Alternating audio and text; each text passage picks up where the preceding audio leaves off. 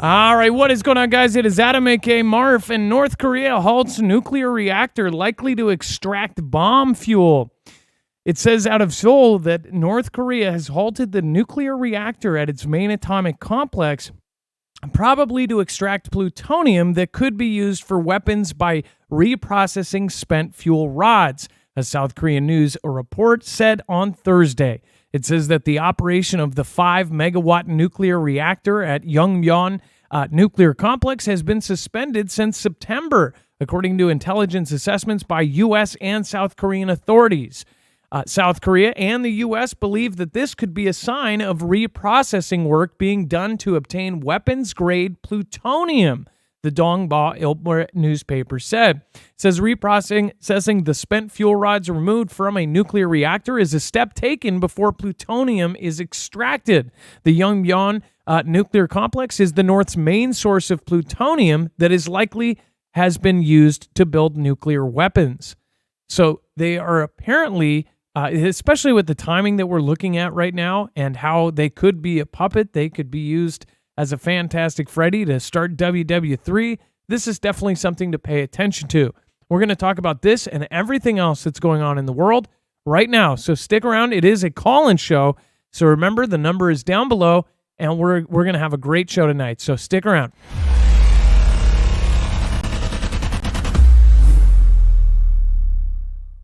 Nothing in this show should be considered legal, medical, or financial advice. The views of the callers can differ considerably and do not necessarily reflect my opinion, Dex's opinion, or anyone else who works with the show. You should always do your own research and consult with professionals. The internet is full of fake news, so please take everything with a grain of salt. If you have not already, it helps us out if you end up going through any of our affiliates, and it helps you out if you end up protecting yourself against cybercrime. NordVPN is one of the best and one of the easiest to use. If you do not have a virtual private network, it protects your IP address, which is your online identity, which actually connects to your real address and everything else. It also connects to you. If you know anything about how they are data logging and basically getting your profiles down, you can prevent that by having a VPN. Nord is, again, one of the easiest. Download it. It's like an on switch and off switch. All you have to do. Go to marfooglenews.com/VPN. Not only will you get a giant discount on this, but you will also be helping us. I appreciate your support, and I appreciate everyone that goes through any of our affiliates. Can't say thank you enough. That mud, look that love. Everybody, I need more hugs. Stay above, show them love. What you say? It's all good. Stop flinging that mud, look that love. Everybody, I need more hugs. Stay above, show them love. All right, what is going on, guys? It's Adam, a.k.a. Marf, and this is Marfoogle News. Today, we have a call-in show, so remember, you can call in at 224-400-MARF. We're going to be opening up the phones here in just a moment. We're going to bring in, of course, Dex in just a second, but first, if you do want to see a full source list for today's show, there's a full bibliography over on marfooglenews.com. When you go over there, just look for today's thumbnail. This is insane. Huge changes incoming. Of course, click on that, and you will be brought to all of our bibliography. So that is all right there at your fingertips, and it is search and archived. So you can actually go back and search previous shows. If you search a specific news story, it will actually show when we covered it. So it is a very useful tool, especially for other creators. If you are just starting out, use our website to make your videos. All right, have a good time making it. All right, let's bring in my co-host / internet brother, Dex James. What is going on, and how are you doing today? Hello, Adam, and hello, Foogle fam. I'm doing just fine. So we actually have a lot to go over for a call-in. We try to get to all of the stories, but if we don't, remember, you can always access them over here.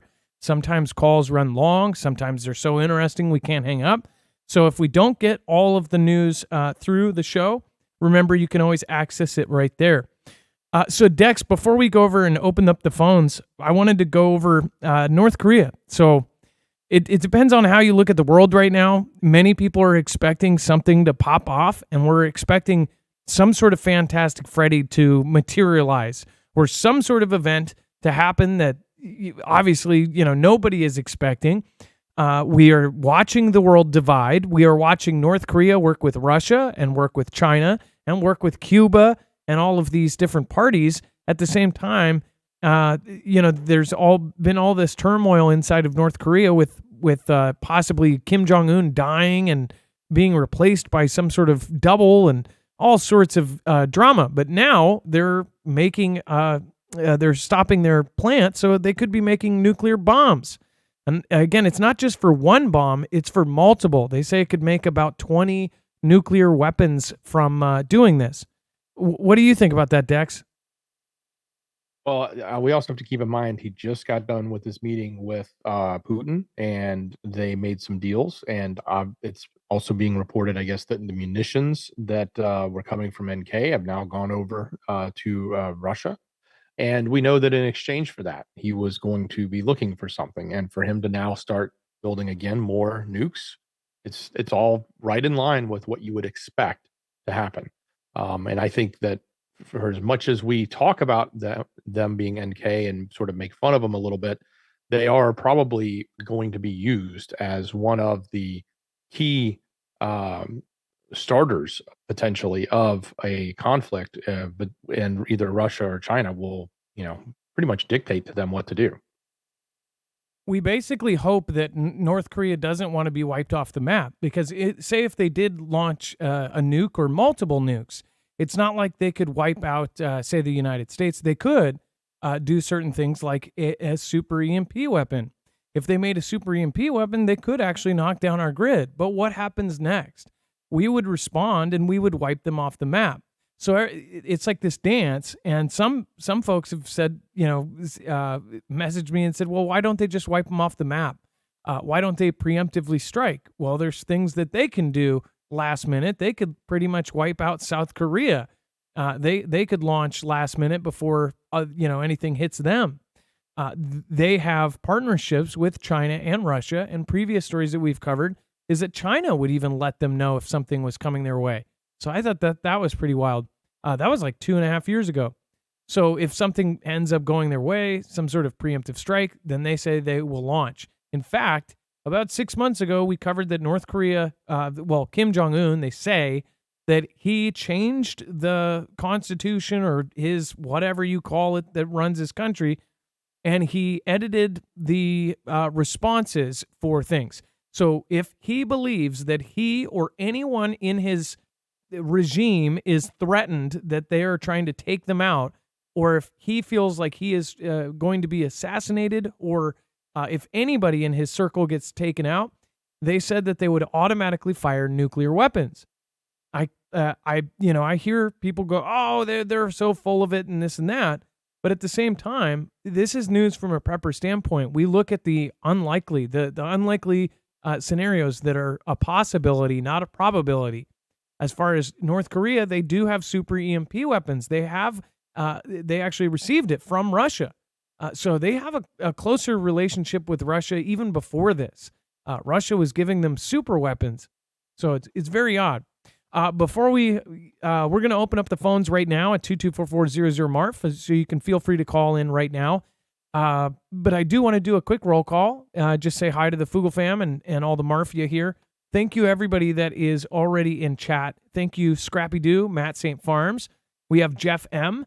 Let's see here, Mr. Monkeypox. Let's see, WIS Jen. Pam R., thank you for being here. We have Brian D., Holiday Kisser. Jonathan Floming, thank you for making a bunch of shows lately. I appreciate that. Brian D., cockroaches can live post-nuclear wasteland. That is true. Meatbuff Dello 7, Bobby Sue, Brenda Gale, Pantry, thank you. Roger Cunningham, Captain Pat, Rebecca Snavely, Cold War. We've got Iowa in the house. Diane Whitlock from Iowa. If you guys want to shout out what state or province you're from, nothing specific, but often we find that you find everybody from the same state automatically have something in common. Let's see here. MTG is a rhino. Yeah. Donna Honey, WIS Jen. Thank you. Margaret Arnold. Texas is in the house. What is going on? Real. Jammer 1. Thank you, Terry Snyder. We have Lisa Douglas from God's Country. Let's see here. Victoria Baker from Montana. Arkansas in the house. Scott. John Frederick from North Carolina. Maryland. We have Minnesota in the house with Shylock. KY Window. We have Humble Child from Arizona. We have a few from Montana, actually. Oh, shoot. Somebody specifically asked for something. Will you say that again? Because I can't shout you out if I can't remember your name. JP, Mr. Rhodes, and whatever forever. I know you have to wait like 30 seconds now, so sorry about that. I will just keep putting it in the chat if you can. Whoever just said that, I know that you can't spam, but change it up a little bit. All right, and then give us a call at 224-400-MARF. That's again 224-400-MARF. Wanda, thank you. Tennessee. Ilea, thank you for making it. Again, thank you. Monica W. And I'm sure we've got our good friend Jammer watching both chats. Thank you. And everybody else, I appreciate you. Again, special thank you to Trinity yesterday. Thank you for supporting, and thank you for also popping in and modding. This is... So we try not to cover like the whole left versus right paradigm, but this is stupid. So JB, our current prez, waives 26 federal laws to allow the border wall construction in South Texas. So after all of this fighting and basically doing everything they can to stop the wall from being built, now that there is actual emergencies happening, there are people coming in, there are terrorists coming in, now they are actually saying that they are going to build it. If you haven't seen some of the videos taken even from other countries, there are thousands upon thousands, hundreds of thousands that are headed this way. And it is absolutely getting nuts. Even the kind of mainstream that does, you normally exaggerate it, they're not even showing the full extent of this. We have Foogle fam that are actually Border Patrol. They said they've never seen anything like this in their life. Even in just the last 6 months, there's 3 different Border Patrol agents that are in our Foogle fam, and they said that they've never seen anything like this. They said that it is absolutely unbelievable. And I will say one of them is higher up as far as in charge of about 22 guys. And what they said is that there are absolutely more than what they are saying as far as bad guys coming in. We're talking about T-list kind of people. These people that are essentially on the worst of the worst lists. Not like the I watch, weird videos online list. We're talking about like they make stuff in their basement kind of lists, or they meet up with people that are actually connected with people over in caves.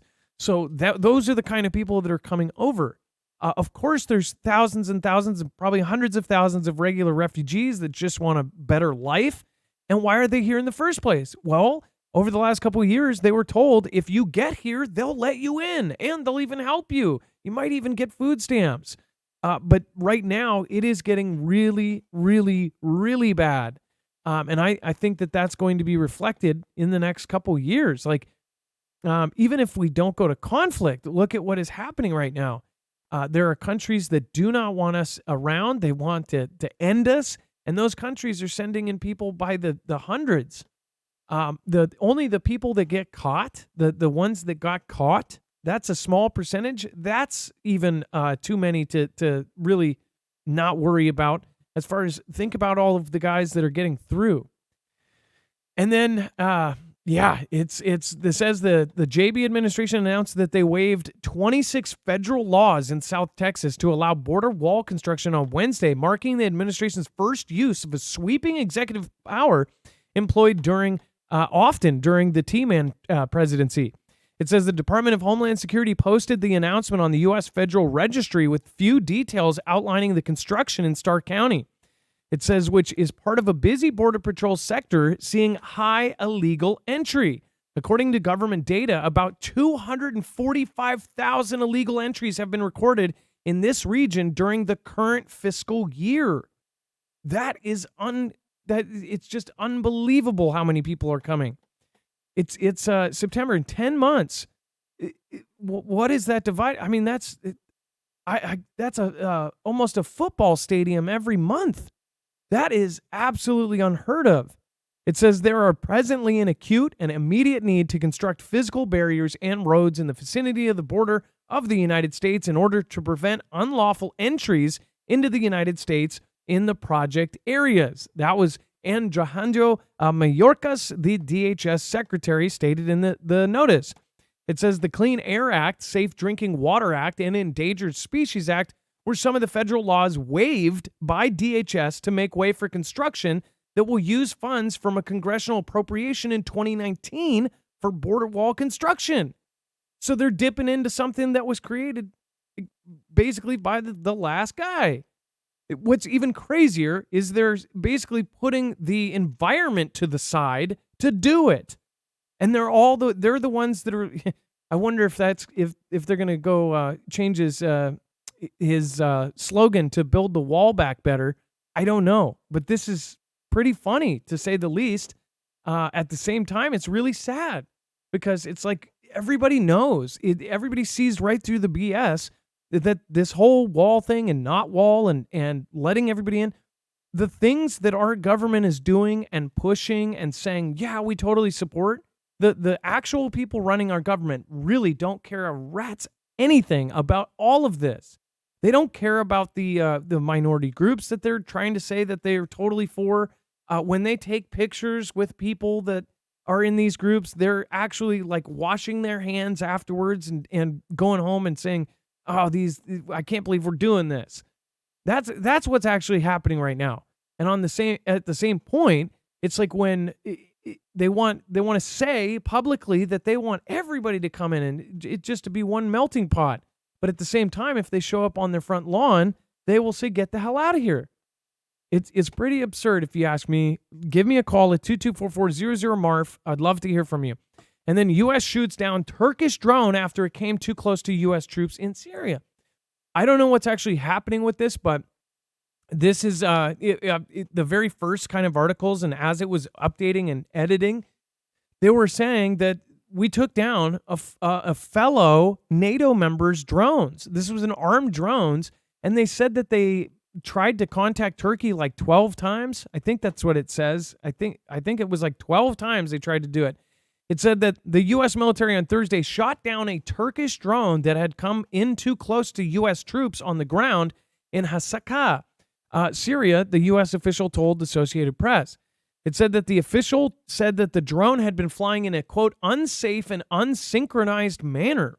Whatever that means. I mean, what was it, like dipping down and buzzing them like a bee or something? It says typically the U.S. and Turkish militaries, which are NATO allies, work in close coordination in conducting air maneuvers. The official spoke on condition of anonymity to discuss the incident before the announcement. It says the U.S. has about 900 troops in the area conducting missions to counter Islamic State group militants. It said that the incident follows intensified airstrikes Wednesday by Turkey in Iraq and Syria against Kurdish militant targets, following a unalive attack outside Turkey's interior ministry just earlier this week. It says in a press conference following the attack, Turkish Foreign Minister Hakan Fidan, what a cool name, by the way, Hakan Fidan, said Turkish intelligence officials have established that the two assailants arrived from Syria, where they had been trained. He said Turkey would now target facilities in Iraq belonging to the PKK or its affiliated Kurdish militia group in Syria, which is known as the People's Defense Units, or YPG. So as far as the when this first popped out, people were like, whoa, what happened? We don't actually know. Where these troops actually were and what was going on there, we don't know. But for the U.S. to shoot down a fellow NATO ally's drone, it's weird. First of all, Turkey has been in the way of several things as far as NATO goes. They are the ones who, say no to UKR. They're the ones who gave, I think it was Switzerland and Finland. They didn't want them in NATO. And was it no, yeah, I think it was Finland and Switzerland. Sweden. That's right. I'm messing up. I knew it. So Sweden and Finland, they did not, they basically were saying we don't want them in, and they weren't voting. And a lot of people then said, what's actually up with Turkey? Turkey, I think, is one of those countries that if we actually do go to World War III, they could be one that, flips sides. I don't know. Something is definitely up with Turkey, but who knows? There's something up with all of the countries right now. What was the real thing here? It was definitely a big deal. Give me a call at 2244-00-MARF. Again, that's 2200-6273. And then let's see here. Austin says that U.S. committed to defending Japan, including Senkaku Island. So this is a big deal. Article 5 of the Japan's U.S. Security Treaty states that the United States' ironclad commitment to defend all of Japan, including the Senkaku Islands and other territories, said Secretary of Defense Lloyd J. Austin III. It says the Senkaku Islands, claimed by China, are in the East China Sea, about 43 miles northeast of Taiwan. Austin provided remarks today, hosting an enhanced honor cordon and meeting, welcoming Japanese Defense Minister Minoru Kuhara to the Pentagon. It says, quote, "This is the time of historic momentum in the U.S.-Japan alliance. We support your government's bold decisions to invest in advanced capabilities, including counterstrike, and to increase defense spending to 2% of Japan's gross domestic product by 2027, Austin said. It said that Japan and the U.S. face major challenges, including China's coercive behavior, North Korea's dangerous provocations, and Russia's reckless war of choice against UKR. And they call it a war of choice, but I guess there's two sides to that one. The U.S. and Japan share a vision for a free, open, peaceful, and prosperous Indo-Pacific region, Austin said. Our force posture is becoming more versatile, more mobile, and more resilient. And we're also investing in stronger ties with our friends across the region. And that's including South Korea. Japan, South Korea, and the U.S. are dedicated to mutual defense, including exercising combined forces under a multi-year trilateral framework, sharing real-time missile warning data and strengthening secure lines of communication, Austin said. This is on top of course, they've parked, with South Korea, they've parked nuclear submarines there, and they're essentially saying that they're going to stick up for them. The United States is also encouraged to see Japan working more closely with allies like Australia. He said, noting that the exercises last month, F-35A fighter jets from Australia operated in Japan within days of F-35s from Japan flying over Australia. So, and they've also met, if you didn't catch this, we actually covered this not too long ago. JB met with the president of Japan, or the prime minister of Japan, and met with the South Korean leader. And they're essentially saying that they're starting some sort of Asian NATO. That's what the news was calling it. But they are basically going to stick up if any of them get into any kind of dirt. So this is something that obviously with Japan and South Korea, Japan has completely flipped their constitution on its head. They are now going to be an offensive country. They have been a self-defense force for as long as since World War II, and now they're basically flipping that on its head. All of these changes are happening right now. Everybody's divided, and this is what happens right before war.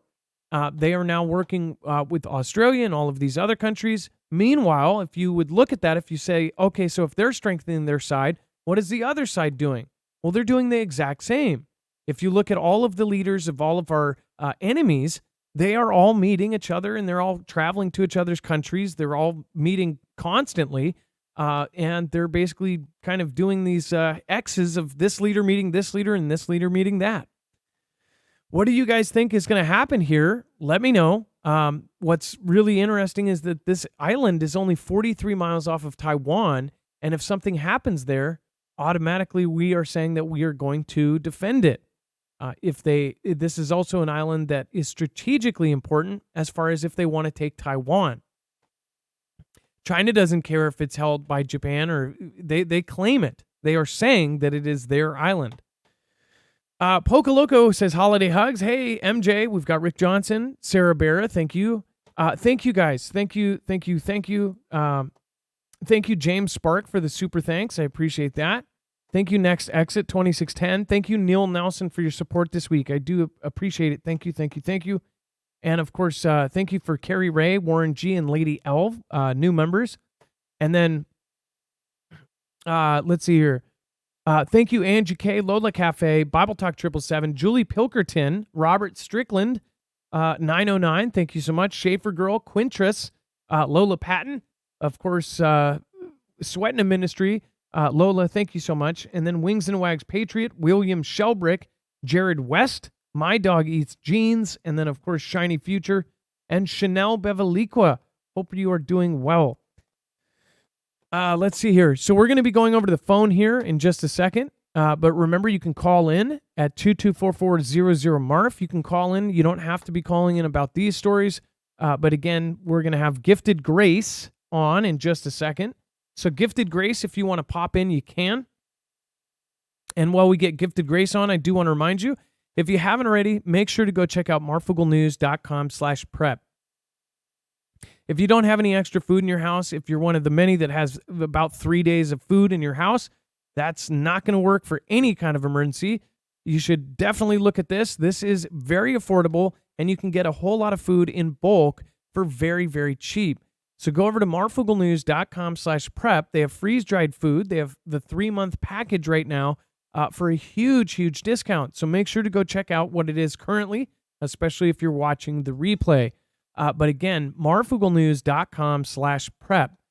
This food will last for 25 years. That being so, the price is going to stay the same, obviously, on that. Meanwhile, in 25 years, if you can imagine where food prices will be, if you have this, you can even use it for regular food if, again, you can't afford the food at the store if we hit hyperinflation. But this is also good in any kind of emergency. It doesn't have to be an end-of-the-world scenario or SHTF. It could be a storm or earthquake or a fire or anything. To have extra food like this ready and packaged in Mylar and ready to go is really, really awesome. So go over to marfooglenews.com/prep. They also have all sorts of other stuff over there. Make sure to go check out. They have all sorts of gadgets and gizmos. So make sure to go check that top tab out on that website. All right, let's get Gifted Grace on the phone. Gifted Grace, you are live on Marfoogle News. Hi, Adam. And sorry, Gifted, I'm like losing my voice here. I don't know why. Oh, can you hear me? Yes, we can hear you perfect. Thank you for calling in. Well, you can call me Peppermint if you want to. Oh, well, okay, Peppermint. You've been here for a long time, huh? Yeah, I changed my name to Gifted Grace, but it didn't sit as well as Peppermint does because, it's the sweeter side of prepping for me. Cheeses and all. I recognize both, but I didn't realize it was the same. Peppermint has I've shouted you out a million times, and I actually thought that was funny. I don't know if you remember that, but I laughed the first time I saw that. Yes, I remember. I love that name. It was very clever. You guys are an awesome show. You actually are a big part of my family, believe it or not. Sometimes my family's okay with it. Other times they're like, but you guys helped me out with a lot of things because my eyes got opened up in 2019 to this crazy world that we live in for what it actually is instead of just like, I don't know, the sugar-coated candy version that the world gives you. And so my prepping, so I had dreams when I was little about a lot of bad stuff. And I've always said that something really bad was going to happen to America. And as I said those words, I didn't actually live by any of it. I just kind of went out and did my own thing. So I'm kind of new to the prepping thing, but we're getting on top of it. And for those of you that are late bloomers out there, I keep remembering a certain day that happened in September a couple years back. And a lot of people came together that had a lot of differences. And I know that forgiveness is not a big topic that everybody likes to hear about, but I just want to put it on everybody's heart to think about forgiving those that are around you and kind of working together with that neighbor that you hate or the cranky old lady that's crazy down the road that has the 5 million cats and the loud kids. because honestly, we're going to need each other in the days ahead. Personally, I look for the dragon to come marching over our gates. Not like they haven't already been doing that via the border, but that's what I look for. But regardless of what happens, if we stick together, and we're a strong unit here on this show. Like, we've got a really good community of strong people, and yeah, I really just want to put it on everybody's heart to just kind of remember your neighbor. I think everything's going to get really, really, really hard long before it gets easier, and it might be really, really hard for a really, really long time. But the thing is if I have a cup of sugar and you have flour and so has eggs, then pretty soon we can make a cake and everybody can have a piece. I feel like So go ahead, Adam. I'm sorry. no that well there's a movie, and I'm trying to remember the name of it, but it's about these friends that go up to a cabin, and the friends owned a business or something, and they had a falling out, and one of the friends has a kind of off-grid cabin, and him and his wife and their kid live up there. And if you guys remember the name of this, but basically the friends have a weekend meetup, and while they do, there was a cyber attack and everything goes down, and they're up at this cabin. The reason I bring this up is I feel like if stuff does go down, it will be a lot like what was in that movie. In that movie, the neighbors were friendly and the small town kind of vibe, and they were helping each other out. But at one point, they had a lot of supplies, and then the neighbors did ask them for something, and they ended up saying no to something, and their neighbors ended up saying, well, you should have helped when you could. We've actually seen this play out in like the PBS documentary Blackout, and a bunch of, essentially people guess that it will be cordial and friendly, and a lot of people will help each other. But what's crazy is if things happen right now, think about how divided it is right now. If we had something happen like a grid down right after 2001, when everybody had an American flag on their car, where there were American flags everywhere. You couldn't walk down the street without somebody carrying one or had them attached to every part of their car. I mean, literally, I can't forget how cars had one on each window. They were clip-on flags, and you just saw car after car with flag stickers, flags on their window, flags raised high. Like, it was really cool. And I'm trying to remember, like, what ended that? Was it the news saying that there was people that were basically bigots towards a certain type of people, and that's what like ended it? I can't remember really what ended it, but I remember that kind of unity. And it's like right now, if this goes down, look at how torn up we are. So I think that your message is really important as far as like, we got to stop fighting with each other, and we got to start, realizing that this is coming, that it's already here. Mhm. Honestly, at the end of the day, we have a lot of things that divide us that aren't important. Like, who gives a care, honestly, if you're red or you're blue? We all bleed red. And we all need food. It's not like it's a privilege like some people would like to think. I mean, if I could become a breatharian, I possibly might want to do that every now and again. But that's just not a quality I possess. So we all need to eat. We all need to drink clean water. And with everything that is going on, and because we are so divided, that's what they want us to be. They want us to be that divided. They want us to look at skin color. They want us to look at the color of your party. They want us to look at the color of your hair. They want us to judge everybody by everything. Like, if it doesn't matter what you say anymore, you're going to offend somebody. I'm sure I'm offending somebody with this call right now. And it could be for the most ridiculous reason. But the truth of the matter is when it all comes down to it, we all have babies to feed, and we all have kids to take, or, family members that need help. I mean, I have a grandmother that literally is incapacitated and can't go anywhere, and she lives in the middle of town with her aging daughter. or she's actually my great grandmother. Like, what is she supposed to do? She can't run off into the hills and disappear when something possibly goes down. And she certainly can't have somebody go into her house and steal her stuff. And if we're all fighting amongst each other and we're forgetting the simple fact that we're just seriously all human, and honestly, it's not them, it's them against us, and we need to keep that in our mindset, like first and foremost, above and beyond everything else. Well, I completely agree, and I mean, it's like everything that's happening right now. People are completely torn on what's happening, even if they're on the same side of, because now it's really broken into two sides of the aisle, right? But then there are 50 different sides on each side. People are arguing, even if they're, have all sorts of things in common, they're finding things to basically disagree about. They might believe the same thing, but they believe 10 different ways of how it's going to get there.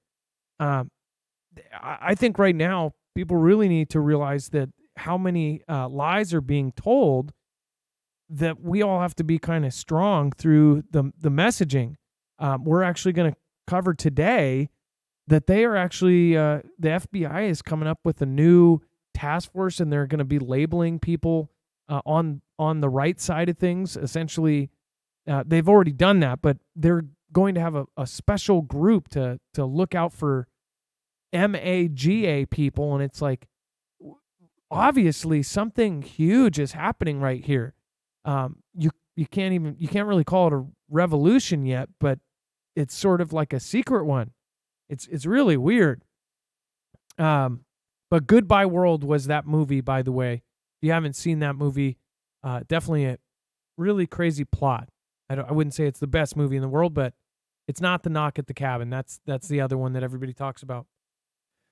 But I agree with you completely, Preppermint, aka Gifted Grace. Oh, I love you guys very much, and I don't want to have any of us fighting, especially when if you really want to get down to it, it's Luciferians against the rest of us, and we're just too blind to see it. It's all. I heard a Democrat say to me that, okay, so they basically said the exact same story that Republicans get told about Democrats. Like, they're out there enjoying delicacies that none of us would ever be sinister enough to enjoy, and all this nonsense. And I'm listening to this person talk, and I'm thinking, wow, if they knew how much their story sounds exactly like the story that I've been hearing on my side, I just have to change the names out. That's it. And the sooner that we realize that they're just the same coin, they're just different sides of it, and we're just brainwashed, quite literally, to not notice it. That's my own personal opinion. But well, the movie, yes, read the Bible, and it will open your eyes. Well, the movie They Live it's more real than anything. I mean, it's an allegory, right? It's not. We're not worried about the aliens. The aliens aren't even aliens. It's the group of people that are telling us all this stuff. It's right out in your face. Once you see past it, once you have the glasses in that movie and you can see through the messaging, it's really scary. And it's scary that other people that aren't awake go, these people are kooky. It's crazy to yes. It's projection. They call you everything that they are. I see. Wouldn't you agree that projection is the biggest thing right now? They basically say, yes, everything we are is what they're doing right now. Everything. What's so funny about that is I literally have never seen that movie up until about a month ago. And I was talking to my husband, and he was just smiling, and I was like, there is nothing to be smiling about. What are you smiling about? He's like, have you ever seen that movie They Live? And I was like, no, I've never seen that movie. Why? I mean, I said, I've heard my people online talk about it a little bit, but I've not ever actually seen the movie. And he said, you've got to watch that movie. And so he bought it for me, and I sat down and I watched it. I've never laughed so hard through a film that was so seriously right in my entire life. Like, just the whole movie just blew my mind. Because I Yeah. do. I sound exactly like that movie. He's like, "You've never seen it." I was like, "No, never. Not until now." Yeah, and if somebody hasn't seen it and doesn't want to watch it because it's older, it's so crazy. I It's grew up on old movies, and this is actually, some people watch this new. I know a lot of our audience is older than I am, but if you only watch new movies, you need to go back and there's a few on the list. We need to make a list of the movies you have to watch. This is one of them, for sure. hmm yes, yes. This is definitely one of them. Because when I watched it, I was like, I laughed so hard. I was like, "There's no way I sound like that movie." Well, it's crazy to think that this is kind of how it is. People are walking down the street, they see all of this stuff, and they're just completely blinded by the ads, by everything, the way that they've trained us. And I can only imagine. I mean, think about how brainwashed people are now. Think about how much more powerful it is with devices that are now custom catering to each person. So it's not just a poster that, it's kind of putting a broad message out like what we're seeing on the screen right now. It's not just that. It's a personally catered message. So and you have to remember, there are government offices and these different think tanks that literally go through their whole jobs are to be able to convince people to do things.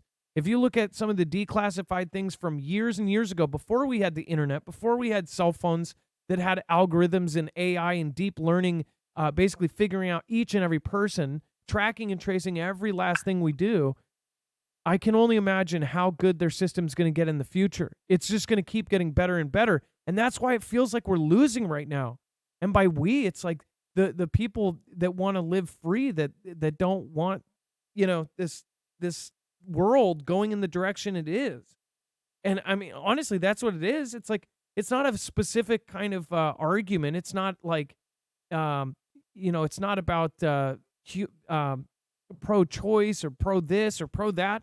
It's about everything. Like the world is going in a negative direction, and people would make tons of sacrifices. They'd be like, I would be okay with this if 50 other things wouldn't happen right now. But it is. And it's going down the crapper real quick. So I appreciate you calling in today, and I think people needed to hear that. So thank you. Oh, you're welcome. And one last thing to what you said.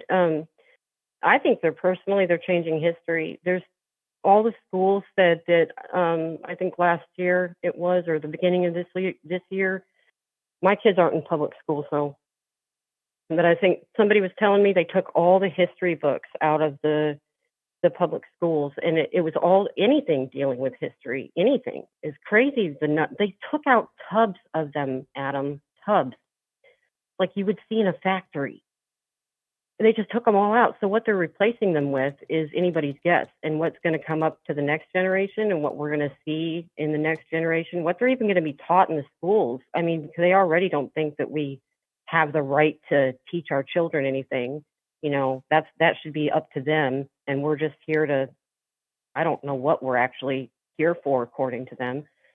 I've never seen that either. You need to see The Man in the High Castle. That's another one where they talk, and it's something that Mr. Adolf talked about, and it would basically be knocking down. It's knock down all of the statues, knock down all of the history, rewrite history. Look at what they're doing. Mm-hmm. They're telling us things happened that never Yeah. happened. That's what they're doing right now, and it really sets in that the people in charge and all the media and everything else is this. It's really scary to realize, like, oh my gosh, this is happening right now. It's quite terrifying, and all with like a layer of makeup on to make it look like everything's okay. Meanwhile, they're knocking down statues of all the history, everything else. They're changing books. They're doing everything they and they're giving it a new reason. And having people, they put a movement behind it. No, you're right. You're right. They're putting a movement behind it. They're having people tattle on each other. They're having people report things. I mean, this is literally a replay of history. Yeah, and they're clarifying. They're labeling certain people And those certain people, it's like, oh, they're making it. And so they had to make T-Man the person he was so they could make the people the followers of that person, right? They had to do this Yep. all in order. I mean, it's really crazy to think about. It's It is, but we're not that sinister. Yep. And if what's crazy is we're So on a we're more not doing it humorous back. note, oh, sorry, go ahead. No, go ahead. I'm done. Well, on a more humorous note before I go, I'm so sorry. I always cut people off. So there's a TikTok trend out here, speaking of the A in the golf, that the Gen Z is getting a new tattoo of a Z, and there's lots and lots of people getting this Z tattoo because of a TikTok trend, and it's literally the Z, like no joke. Like, so talk about regretting a tattoo the next morning, or when you would actually attend history class, whichever way it goes. But yeah, the movie Fahrenheit 451. Get that one before they ban it. Okay, I love you guys so much. Remember, love each other. It's not about them. It's about us. We outnumber them 100 to 1. If anybody's seen The Ant and the Grasshopper, yeah. So when it actually does do its, that right there, that made me fall out. I laughed so hard. These people are going to regret that someday. Someday, maybe. I don't know. Yeah. Well, for all we know, they really are running the country. So maybe they're getting the appropriate mark. I mean, people don't realize if you outline the rest of it, you guys realize what that is, right? Yeah, that's crazy. Yeah. I'm blown away too. Well, thank you so much for calling in, and have a wonderful night. Be safe. Be prepared. You too, Adam. I love you, Foogle fam. All right. Marv out. That was Peppermint, a.k.a. Gifted Grace. I think you have to wait if you did change it back, but Gifted Grace is pretty too. But sometimes when you guys when you change your name, I associate, because I see you chat for years and I get to know you as that screen name, and then you change it, and then I'm like, oh, this is a fresh person. And so let me know if you changed your name. I know a few people that I really know well. They changed their name and I didn't even know it was them. Let's see here. And then China condemns Philippines resupply mission to disputed atoll. A Philippine flag flutters from BR. Yeah, they basically, sorry. The way that our system works is it takes these ads out of all of the articles, and sometimes I always start out reading the description of whatever photo is at the top of the page. China has condemned a mission by 4 Philippine ships to resupply Philippine troops on a disputed South China Sea atoll, saying that the vessels had entered its waters in the Spratly Islands without its permission. The Philippines said on Wednesday it had successfully sent supplies to troops stationed on a World War II-era transport ship turned military outpost on the atoll, despite attempts by China's Coast Guard to block it. While China is in dispute with several of its neighbors over the extensive claims on the South China Sea, its relations with the Philippines have been particularly fraught recently over the issue, especially since Ferdinand Marcos Jr. took over as Philippine president last year. Philippine supply ships and 2 Coast Guard ships entered the waters in China's Nansha Islands without permission from the Chinese government. China Coast Guard spokesman Gan Yu said in a post on its website using China's name for the Spratly Islands. So, again, they call it Nansha Island. And it says the atoll in the area is known as Ayungin in the Philippines, while China calls it the Renai Reef, also known as the Second Thomas Shoal. It is about 105 miles off the Philippine island of Palawan. A small number of Philippine troops live on board the old Navy transport ship, the BRP Sierra Madre, which the Philippines grounded on the shoal in 1999 to reinforce its sovereignty claim. So they actually grounded the ship, and people live on it now. It's pretty crazy. And then China's Coast Guard said in its post that issued stern warnings and added firmly opposed the illegal Philippine transport of materials to that ship that sits on the beach illegally. It's kind of it's kind of crazy to think about. They literally just grounded the ship, and now people live on this ship and are kind of upkeeping this beached ship. The Philippines last completed a resupply mission to the grounded ship on September 8th, a month earlier, and a China Coast Guard vessel fired water cannons at the Philippine supply boat during a similar attempt, drawing condemnation from the Philippines, an old ally of the United States. So China is trying to stop them from going to this grounded ship and trying to even stop them from bringing them food or bringing them anything else.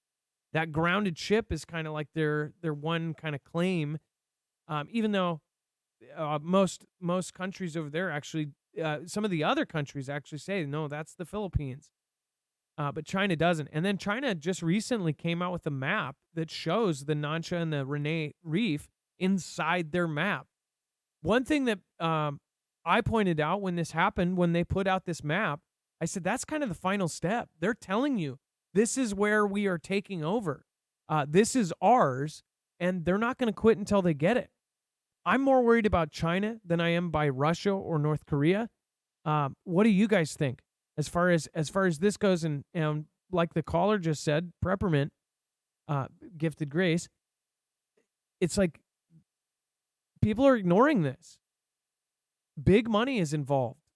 Big money from a certain country that's basically hiding that they live, the aliens are basically from a very certain place, a very specific place, actually. And this is what's really going to start popping off. Let's see here. Thank you. Again, by the way, Peppermint, thank you for calling in. Kara Fuse, thank you for your support. Thank you so much, Kara Fuse at Pepper Money. Hey, thank you so much. Ilea, they said you sound like an owl. It's so good you said it twice. They said you sound like an owl. Who said that? Bound by Mountains is bound to catch a live show.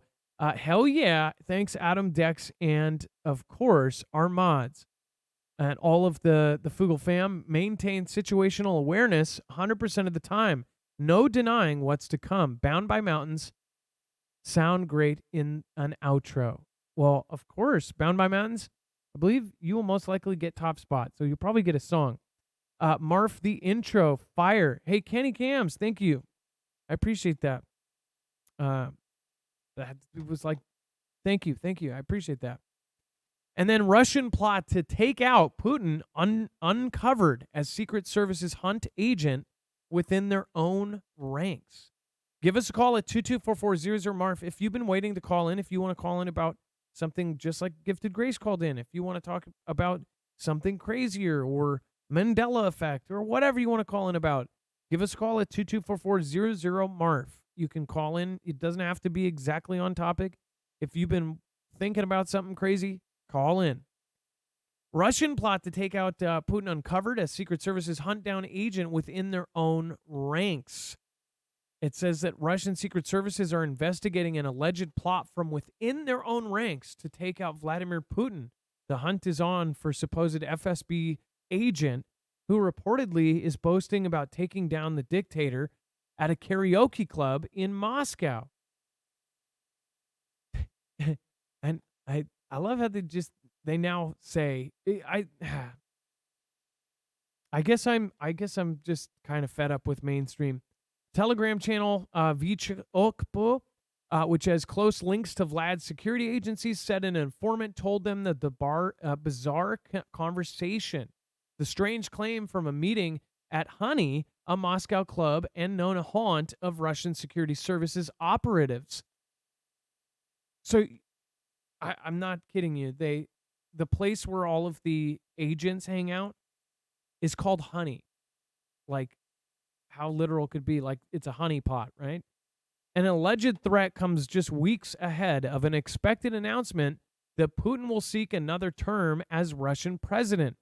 The source, named as Mikhail Yurchenko, said that the agent was gloating about given the task to remove the dictator. He apparently showed the informant his service ID card during a long heart-to-heart conversation about the war and future life in Russia.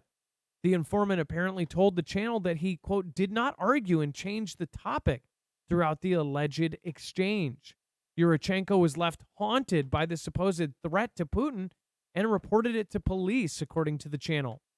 The channel then said that Russian special services have been searching for several days for the unknown person who planned to remove Putin.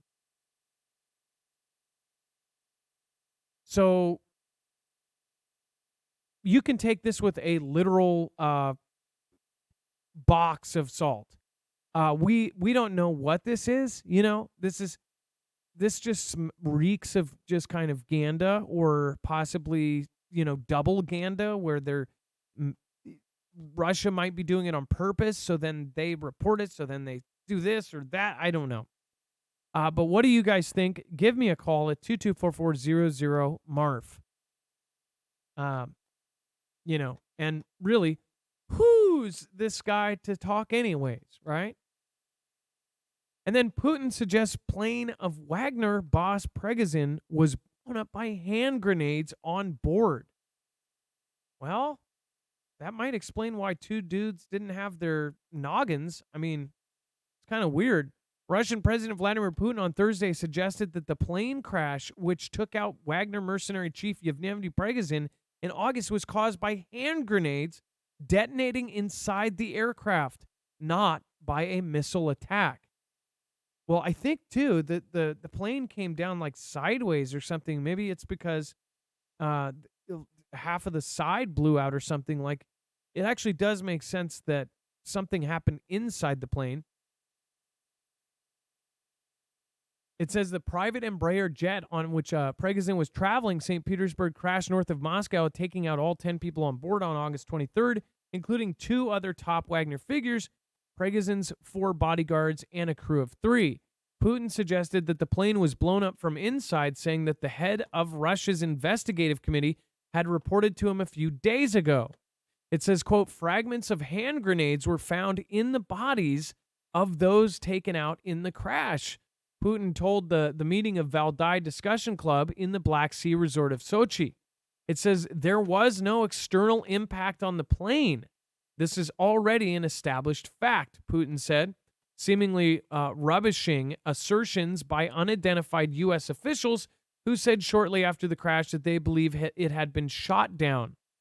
Putin did not give any more details about how a grenade or grenades could have been detonated on board, but said he thought investigators were wrong to have not carried out alcohol and drug tests on the bodies of those who perished on the crash. Well, that is kind of weird, but why would it have anything to do with it? Do you think they were drunk and they were like, hey, let's play Russian grenade or something? I don't know. But there's only one pin. We'll see if it works. Oh, it's guaranteed to blow up. Oh, I should have thought that one through. In my opinion, such an examination would have carried out, but it was not, Putin said. I don't know. Everybody in Western media says that Putin took him out because of his what do you call it? His mutiny. But that mutiny was as fake as Dolly Parton's front half. I'm sorry. It was totally fake. That's just my opinion. What's yours? Let me know in the comments down below, or give me a call at 2244000 Marf. All right, and then my throat. Sorry, guys. I got to take a drink here. All right, and then we're gonna head over to the phones again. Let's see here. We have Kathy Paina. I haven't talked to you in a while, Kathy. Let's get you on. Kathy, why don't you start coming in? And then while she's coming on, go check out Harvest Right if you haven't already. I recommend this because obviously if you can afford to get into the hobby, this is way, way cheaper. It is an investment, and you have to kind of weigh it out if it's right for you, because it depends on how much you need. If you have a family of 5 or 6, this is definitely worth it, because once you have your own freeze dryer, you can freeze dry whatever food you want. You can freeze dry your garden. You can freeze dry special diet foods. Essentially anything that you want to go out, you can go get at a discount. You can Be thrifty as far as the food that you buy, and then right before expiration, you can take it and then freeze dry it, and it will be good for 25 years. That is what's awesome about freeze drying is, again, it's going to be something that you can keep outside of a fridge. You can keep it in a cupboard. You can keep it somewhere safe, and it is going to be keeping in almost all of the flavor, and you can basically make what you want. So this is a really, really cool way to go. These machines are extremely easy to use, and they are the best technology out there. So again, make sure to go check out Harvest Right. They have the best machines. They were highly coveted during CV when everybody was doing this. These were almost impossible to get. So I would highly recommend going and getting one of theirs. There's $300 off right now on all the pro models, so make sure to go check it out, marfugglenews.com/freeze. Not only that, if you think about the price of the food, you can actually save 1/3 or more. It depends. Heck, you can go to, I know people that go to the food bank, get food from the food bank, and then freeze dry it, and they keep it for 25 years. I mean, that's awesome. Go to marfugglenews.com/freeze. Again, that's marfugglenews.com/freeze. All right, and then let's get Kathy on the phone. Kathy from Hawaii. Kathy, what is going on, and how are you doing? Adam, it's Dex, and I need 30 more seconds, and she'll be Okay. live. Oh, no problem. All right, so Kathy's going to talk about the wall and Yellowstone evacuation plans and China import in Honolulu and Space Force. So this should be interesting. Just blink the light when she's ready, and I'll pop her in. In fact, I'll just go over this so we make sure to cover it. Putin says that Russia's mission is to create new world. It said that President Vladimir Putin said Thursday that Russia's mission was to create a new world and blamed Western hegemony for Moscow's grinding offensive in UKR. Putin has portrayed Russia's full-scale military intervention in Ukraine, launched in February of 22, as part of a long-standing confrontation with the West. Eventually, basically saying that this is more like this is going to be a war. Okay, let's get Kathy on. Kathy, it looks like we have you. Hi, how Hey. are you? Hey, Kathy, it's been a long time. Nice talking to you. Yeah, it has been. I wanted to share about the wall and how it ties into possibly we're all going to be stuck, unable to leave the United States. In about 7, almost 8 years ago, the administration then asked 5 countries if they would take in evacuees from a Yellowstone eruption. Mexico said no. The next one was Australia said they're full now. That's Canada and South America. Africa said we would mess up their culture. Now, fast forward to where we are now, and all these people that have come in from South America seeking food and shelter and a bunch of gangsters with them, right? So all of a sudden, he's gun-ho for building the wall. I have a feeling the wall is going to be there to stop everybody from leaving the United States. And they are having a swarm in Yellowstone and a swarm in Italy. That volcano, they're getting ready to evacuate millions of people. It will cover all of Europe with ash. And I think that a lot of the things that are happening are to distract us from being ready and being prepared. And that's my take on the wall. Also, I live, and there's a video, he'll put the link up, about I'm in the middle of Space Force out here on Oahu. I live in a volcano, and I have had visions of what will happen, and it's for my own personal revelation so that I'm ready and I know what to do, and I know that we'll be okay to evacuate. But one thing happened was I had CV March or August of 2021. And when I got out of the hospital and I came home, the ground was moving up and down, and it was rocking back and forth like I'm moving from one foot to the other. And I thought, it's got to be another CV nightmare.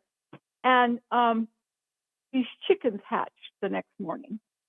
So 2 weeks later, I go over to the feed store, which is next to the military magazine, which I have worked in.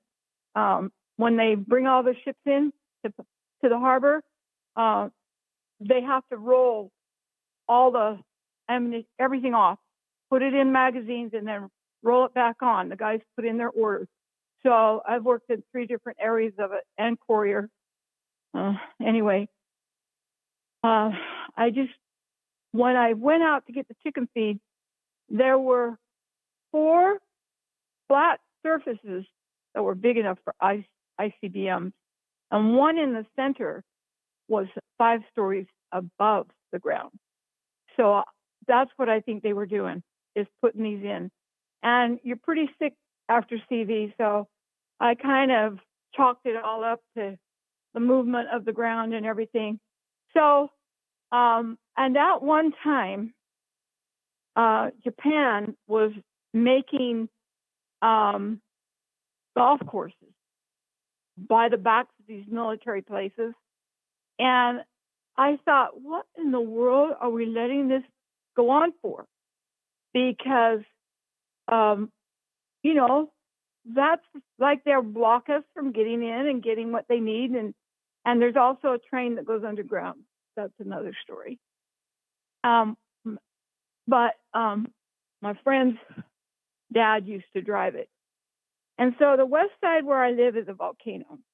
And what happens is they've all moved out and they've tapped into the water. I went out and I got lost taking a young boy home that had an electric bike, and his dad said, okay, I'll bring him home. I got lost and I saw where part of the magazines are out there. And they had the same golf courses by the same nation and water flowing like crazy. Well, everybody else on the island is dry. And so that's one point. The other point, and this deals with Ko'olina. Ko'olina has sacred pools, and that's what the title would be under. Are you there? Yeah, I'm here. Are you there? Yes, we're listening. I think you're interested in this. Okay, so Obama sold China 16 acres at Ko'olina. These sacred pools are springs, and they use the water to cool down the hotels, Disney, all this stuff, and they also use it for their bottled water. But, you know, the people there don't even know. And you can see in the video of it that I'm asking people, they don't know. But the place where they sold China is empty, because I could see in my mind's eye them building a building and then putting their troops in it. But what they did was they raised one end of it up. And that particular end faces our newest area. It's called, I'm trying to think of the name of the harbor. It is also an airport where that solar airplane came in. I got to see it. And Kalailoa Harbor and Kalailoa flight line. So they can direct whatever they have from there right at that harbor. Take this back 25 years, and I lived in town. My children were all teenagers at the time. Yes, you will have teenagers, Adam. I have one already. But I know. You learn reverse psychology and talk to them when they're halfway asleep. It's like, and then it becomes their idea. Don't tell them it was your idea. Yeah, no, I get it you. works on adults too. So And so, but can I step back a minute? Because there was sure. I got a little bit lost on part of that with the Which part? um Space with Force? the no the Obama and China thing. I was confused about that. Oh, yeah. They partnered on Well, something he or sold them 16 acres, but oh, since so then China's they've in sold them over Hawaii. 450 acres. So China is in Yeah, Hawaii. on the west side of Oahu. Yeah, and I don't see any really big buildup at any of the military gates. The guys don't have on super armor, their AK whatevers. It's more relaxed. However, when I was in town 25 years ago, I watched China build a fort. I just would go back and forth 4 times a day, and it's literally built like a fort, an old fort that has spaces where you can put a cannon through. And I didn't think too much of it, except that I started noticing when they got close to completing it, all those white containers coming in, and they have staged a small ground floor in the front on King Street that is supposedly a dojo. It faces Kaneohe, one side of the fort, the other part of it, Civil Defense, Diamond Head, the other part of it, Hickam Air Force Base. I don't know if they have a direct line up to Schofield, but Schofield is more of a territory. If you had a big major problem, we would ship stuff out and help that country. That's basically, but they also are prepared to the T. And when I talked to some military ladies, they told me, I said, "You guys got this?" She says, "Yep, it's a cyber war." And I also have a granddaughter that's special. So anyway, what I wanted to tell you about was okay, so and you know that alert Kathy, that I we just had? wanted to let you know we're running a little bit over time, so if I wanted to make sure that you could Oh, okay. So sum it all up and Force get your is- point out. Space Force is 3 miles from my house where they have those missiles.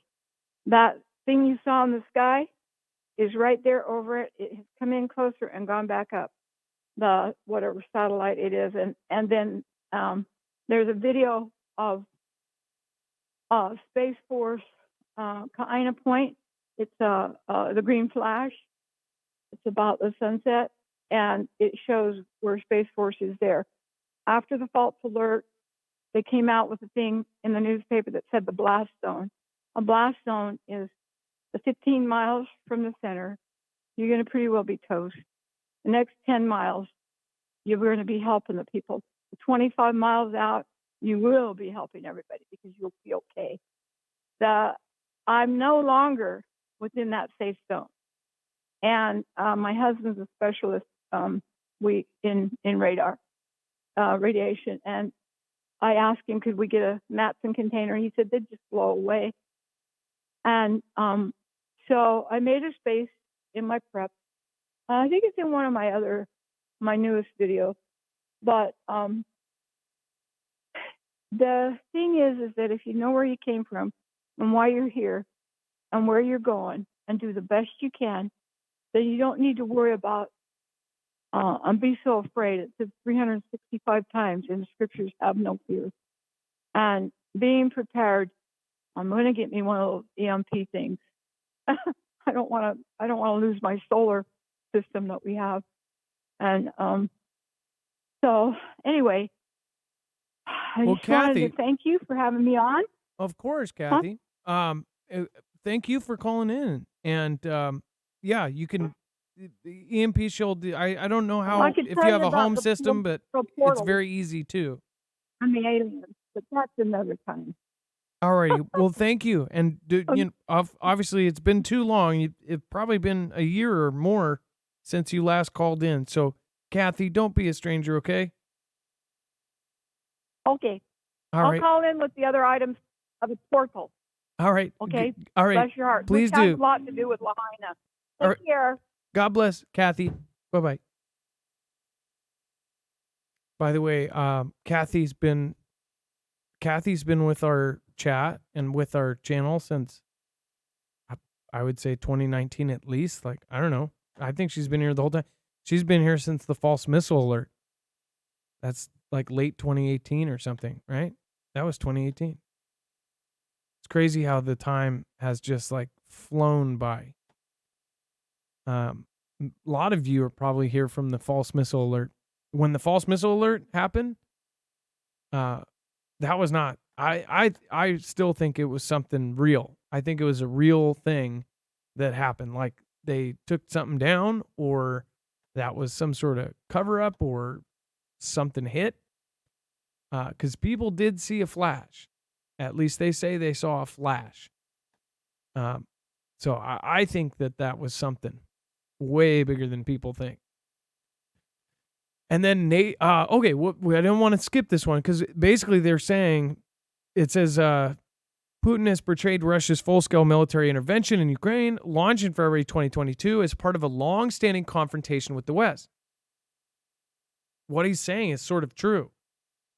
Not trying to carry his water, but he's saying this is actually a confrontation with the West. Think about it. The West is supplying all of the gear, all of the stuff. And if it's not, it's basically telling everybody else to do it. And if they give them their stuff, then they get our brand new stuff. Almost everything. And then, by the way, all of these countries that are giving them their old stuff, they're buying our new stuff from our companies that actually do. One of the last things that we do make here in the U.S. is weapons. It's so funny, and this is kind of ironic, that the country that is trying to take all of your weapons away, that's one of the only things we make here.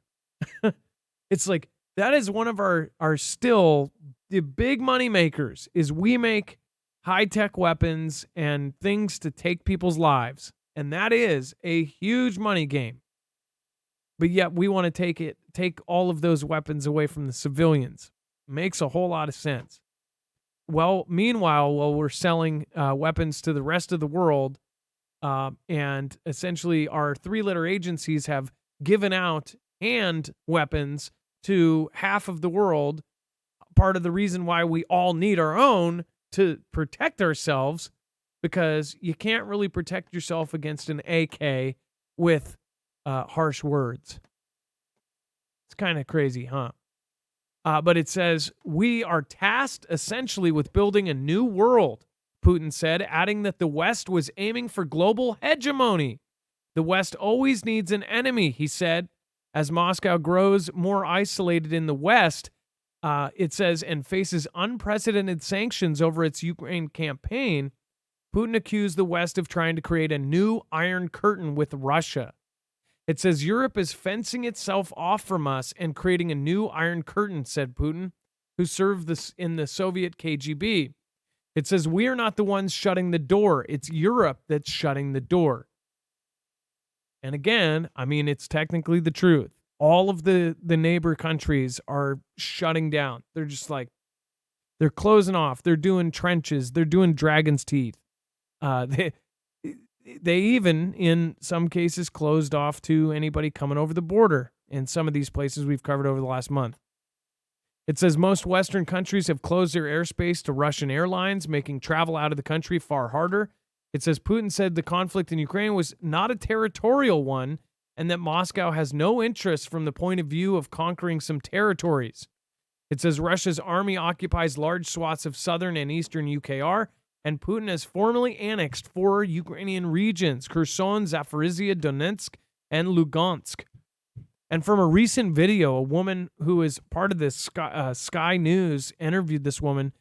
The interviewer is saying, is it true? You guys have basically taken back less than 1% of what Russia has taken away from you? And she's like, yeah, but it's because we didn't get enough weapons in time. They deleted that interview. And it's still out there, and it's being shown on independent news And they're saying, what the heck? So Russia took all this there. But again, we're being told that UKR, the amazing, is somehow pushing the big guys back and beating them and winning, right? Well, they're finally admitting that they're not winning at all. Putin has consistently said that Ukrainian territory is historically Russian and questioned Ukrainian statehood. Putin also oversaw the annexation of Crimean Peninsula from UKR in 2014. It says the longtime leader who turned 71 this week blamed Western... I can't believe he's 71 years old. That's nuts. Blamed Western countries for the conflict, now in its 20th month. That's really nuts. He's 71 years old. And it says the war, which was started by the Kiev regime with active support from the West, has been going on already for 10 years. Which, that's somewhat true. It says a special military operation was launched to stop it. He said, using Moscow's term for the offensive. Russia's army failed to take Ukraine's capital, Kiev, in the opening days of its offensive. But now some of experts, even on our side, are saying that they did that on purpose. That they're even taking places and then they're pulling back and then they're attacking when they take it back. They go in, they remove the civilians, and then they pull out, and then they hit it hard when there's military again. What do you guys think? Let me know, or give me a call at 224-400-MARF. That's again 224-400-6273. The main thing is they grabbed the headline because he's saying we're going to make a new world, right? What was that? We are tasked essentially with building a new world. Spooky. And then NATO at the bottom of barrel of weapons stockpiles. Wonder why. They're saying that the head of NATO's military committee is urging the alliance to increase arms production, which is good for all those people on the board, warning that the bottom of the barrel of NATO stockpiles is now visible due to the massive amounts of weapons and ammunition that have been shipped to UKR.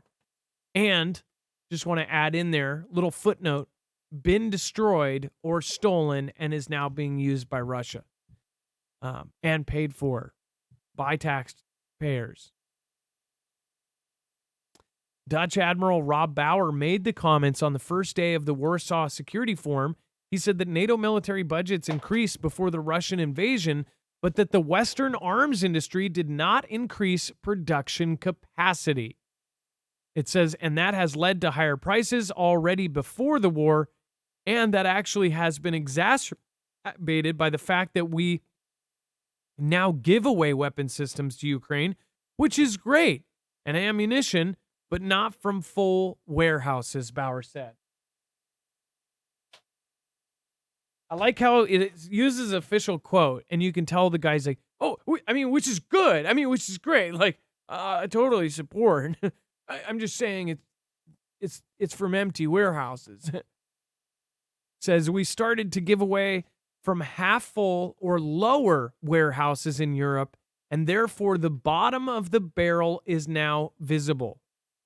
So they're going to these places that are supposed to be stocked up in the case of a real war, and now they don't have anything. It says, and we need industry to ramp up production at much higher tempo, and we need large volumes, he added.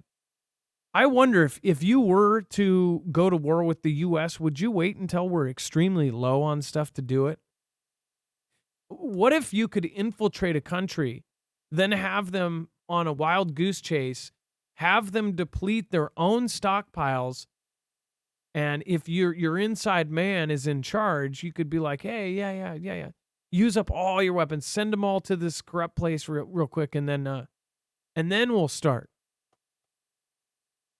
Just curious. I wonder if that could happen. And scientists surprised by an abundance of dark particles in asteroid sample. Did it make it in here? Yeah, we're going to talk about it next. So there's also a story now talking about China, and they're doing a huge mission to get a sample from the far side of the moon. I'm like, what's the difference of a sample from the far side compared to the near side? I guess they say that it's cratered in and all of that. We still don't have an actual picture of the far side of the moon. If all of this stuff that's been going out into space, why don't we have a picture of the moon? I understand it's dark in space, but why couldn't they do a long exposure from a satellite or something? We still don't have like an actual picture of the far side of the moon. It says scientists surprised by an abundance of dark particles in asteroid sample.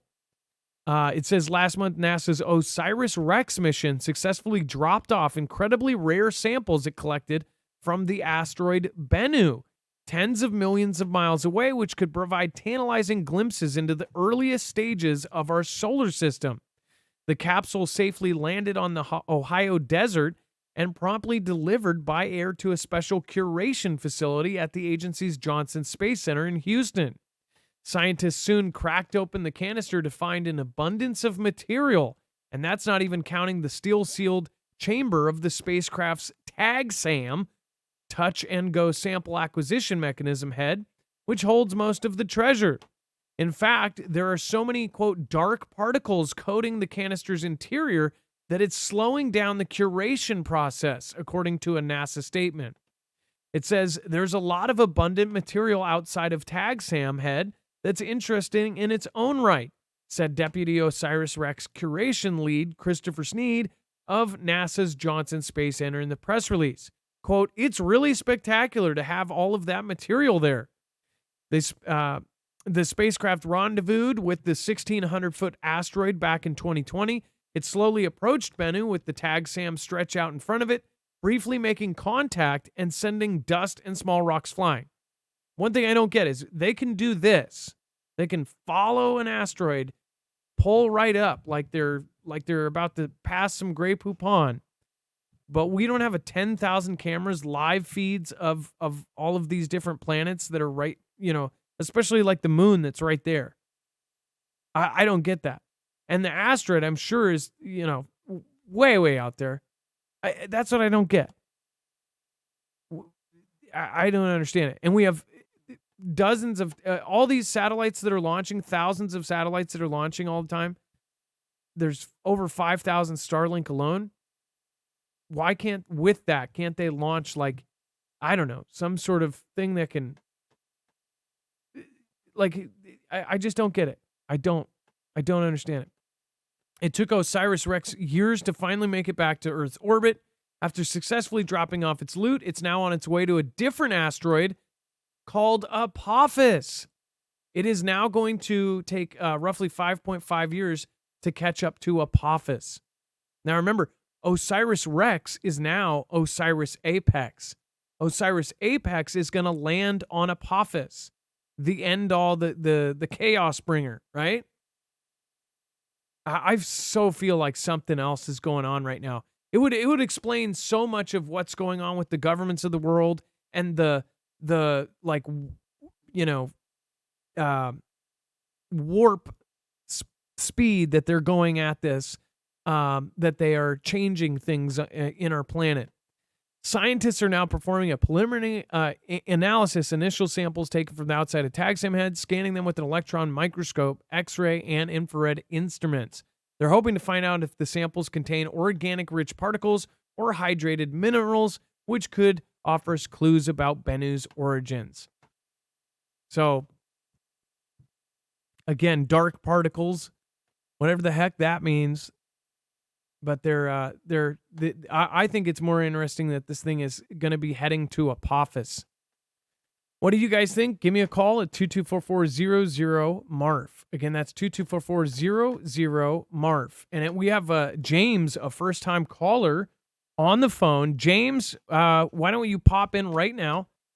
James is going to talk about predictive programming and balloons. Meanwhile, if you haven't already, go check out marfugglenews.com/EMP. This is a device. The EMP shield can actually protect you against all sorts of different events. Not only can it prevent an EMP from stopping your car, but can also protect you against a CME or a solar event or a Carrington level event, knocking out your cars, trucks, ATVs, motorcycles, boats, solar generator systems, and even your home, even your RVs, even your ham radio. They have a device for pretty much everything. It can actually ground the signal in less than 500 trillionths of a second before it can fry your device. Highly recommend this because this is the kind of thing that once you are protected against that. You know your car is going to get home. You know your car is going to get out to where you need to go if you need to bug out. Or, again, in your home, it can protect everything within 250 linear feet of where it's wired in. Now, you can put everything, you can't really put your whole house in a Faraday cage, but you can get an EMP shield. Go to marfugglenews.com/EMP. Again, use the code MARF, and you'll not only save $50 off per device, but you'll also help us as well. We are completely independent. We don't have a multi-channel network. We don't have a multi-billion-dollar company behind us. We have the Foogle fam. So thank you guys. Appreciate it. All right, James, you are live on Marfoogle News. Hello, Marfia. What's going on? So I wanted to talk about the balloon that flew over us earlier this year. So that balloon, they try to say it was China, but China came out and said, hey, don't point fingers so quickly.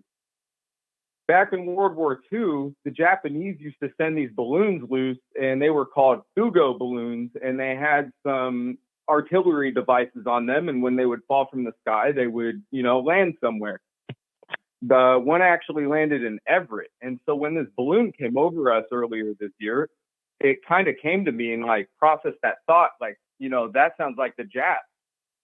And at that same time, it was probably a few weeks before that, maybe before the turn of the year or right after it, the Japanese said that they had gone from a defensive nation to an offensive nation.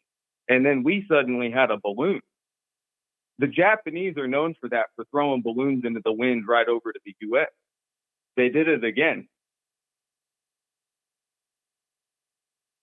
So you're saying, Hello? are you just saying that this balloon was Japan, or that it could have been Japan? I think that we shouldn't just draw the China card so quickly on that. Thinking about it, Japan is an Asian nation.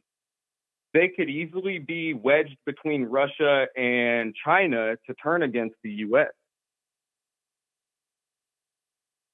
Who knows if we may see Japan turn against the United States at some point in the future.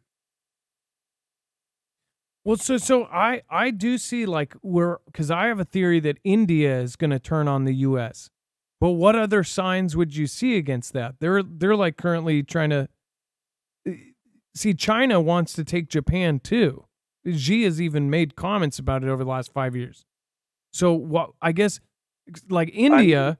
I feel like they could prosper and they would get land. The only problem they have with China is their border dispute and the whole free Tibet and the Himalayas. If China gave them that, India and China together would be one of the most powerful team-ups ever. They have nuclear weapons. They have the biggest population. And if they both got together, which India is Russia's ally, India's been doing drills with China, but why Japan? That's my question. Why Japan is not? They have been our foe, and I would not want to fight Japan ever. If I was a soldier going up against any soldier, the Japanese were tough. But why? What is your theory? I think it has to come with the fact that we are going to start arming and supplying weapons to nations that those people are at war with. So when you're talking China and even the Russians, I mean, look, we're going to start funding Taiwan. We've been funding and just tossing, billions of dollars over into Ukraine. And what does that look like on the world stage? We're not creating any allies with the other superpowers. And once there's two other superpowers against us, we're not winning that. We're done. And it's a pretty scary pretty scary thought, but it's something that needs to be talked about because we might actually see the end of this nation really soon. I mean, you were talking about the NATO stockpile is completely depleted. Well, the bottom of the barrel. So Shit. yeah, Trump was there's a lot gone. Yeah, key, man. Sorry. that's all right. But you see that certain, other certain presidents, they wanted to accumulate and build up on that stockpile.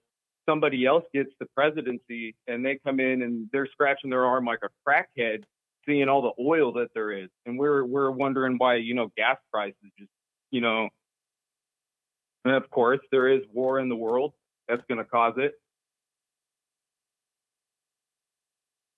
Well, Weird. so other than, and then, well, what do you think about China having that? Because they had the same, from satellite photos, they had at least 2 of the balloons that it looked like they were building them in China.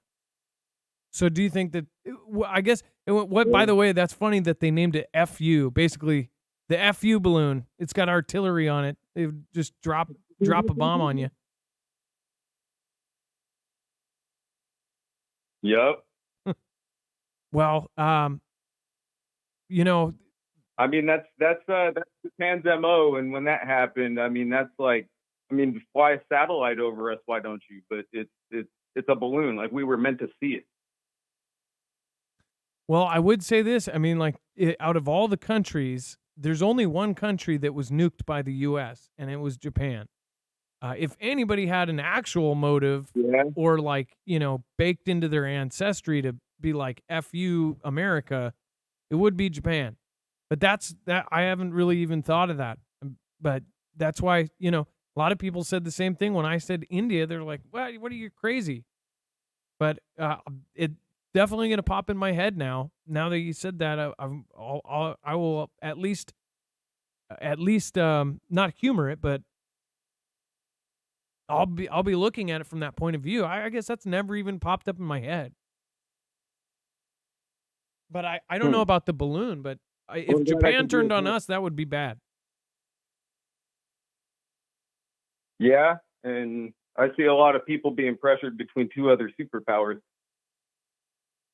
Well, we can't let that happen. Let me ask you this. Do you think war is going to start soon, or do you think it's already started?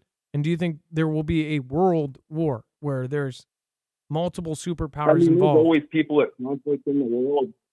There's always people at conflict in the world, mainly the United States, of course.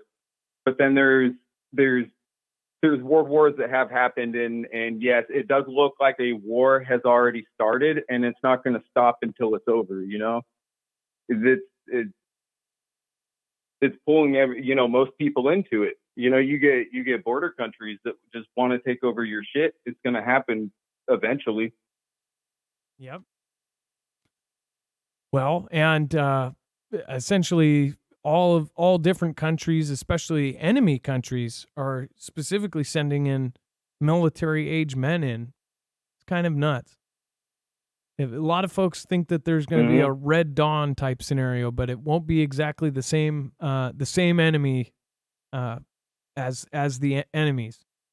But you do see South African. You see all these countries that are basically teaming up with Russia, and military-age men coming in by the thousands.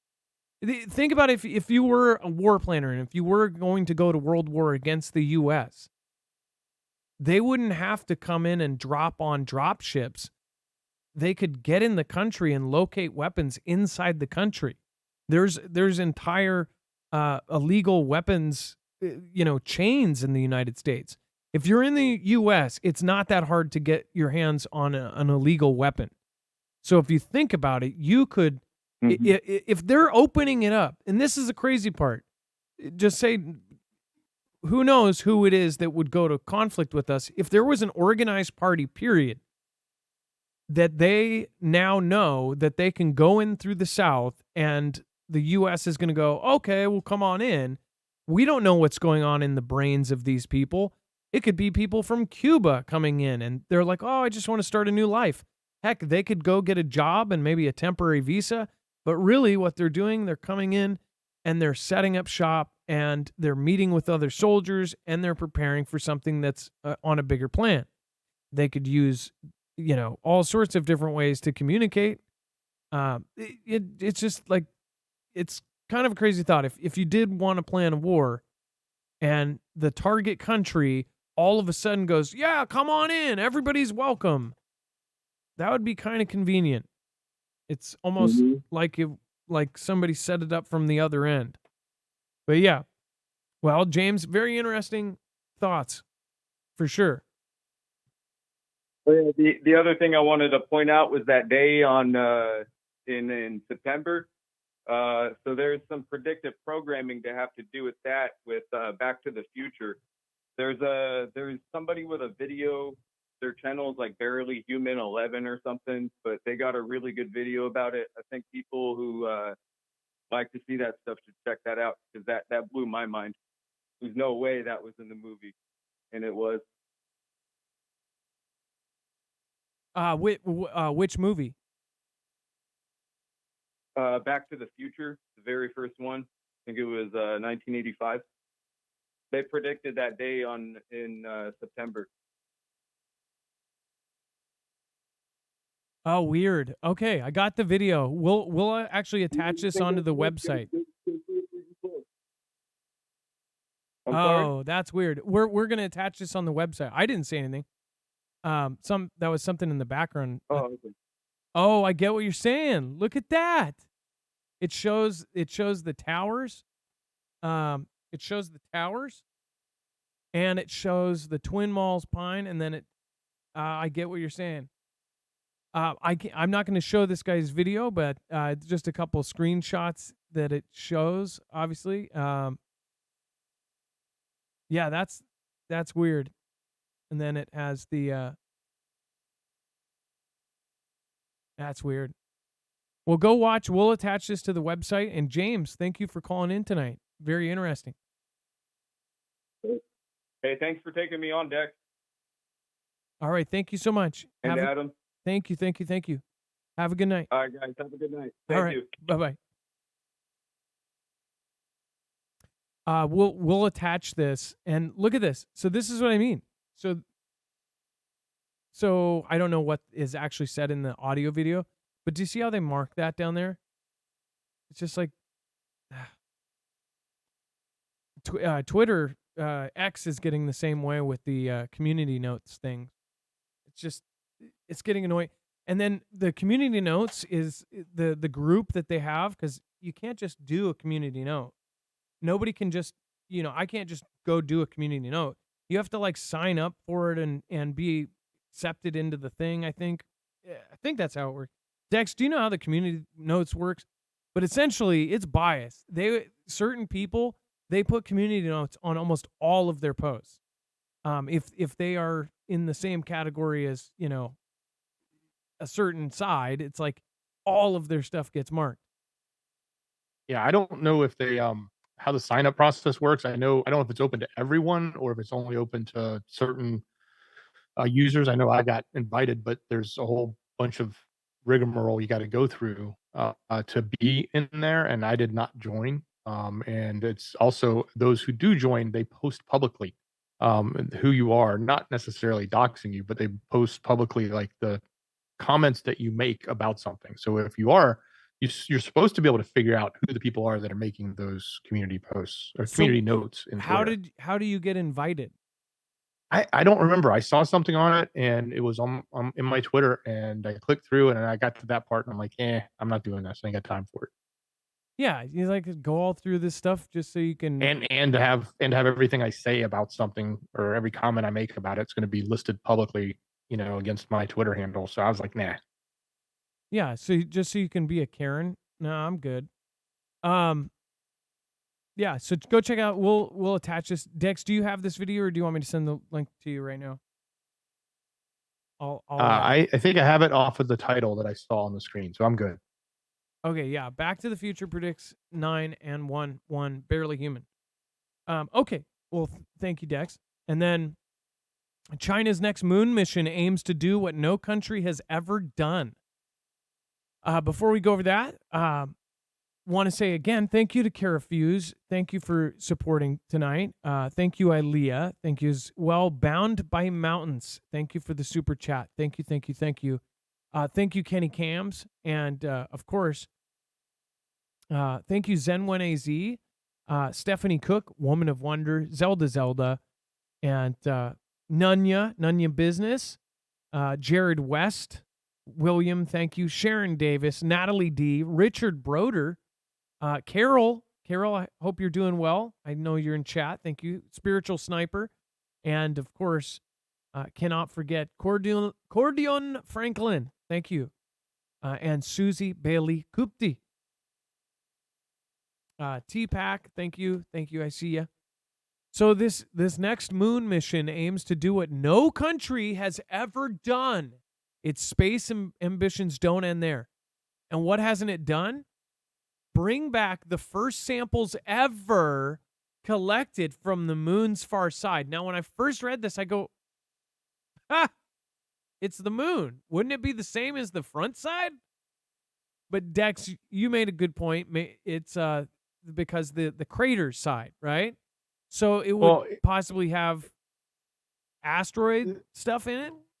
Well, no, I guess they say that they're both covered in craters, but the main thing is that the side that we see has large lunar mare or dark imprints from ancient lava flows, and that apparently has puzzled scientists as to why that's not on the other side. I mean, I've got theories in my head as to why possibly, but that, gravitational facing, because it's that side's facing Earth, or there's all sorts of reasons why you could possibly come up with why is there lava flow on one side but not the other, because they do have pictures of that, but they're very old. Like back in a long time ago, they had pictures that are very grainy. You can barely make anything out, and I think until 2009, which is, again, that's pretty far back when you think technologically, and those are the only pictures of the back of the dark side, and it does not look, it doesn't look like the same as the front side. Okay, Dex, can you try to find pictures, find the dark? Yeah, I got one for you. Hang on. Okay. Let's pick this apart, okay? Let's pick apart the dark side of the moon. Let's see here. So we're going to pull this up here, guys. And let's see.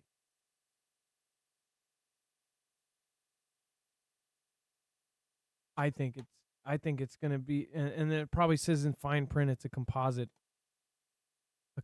or something. Most pictures of Earth are a composite. They're putting together multiple pictures.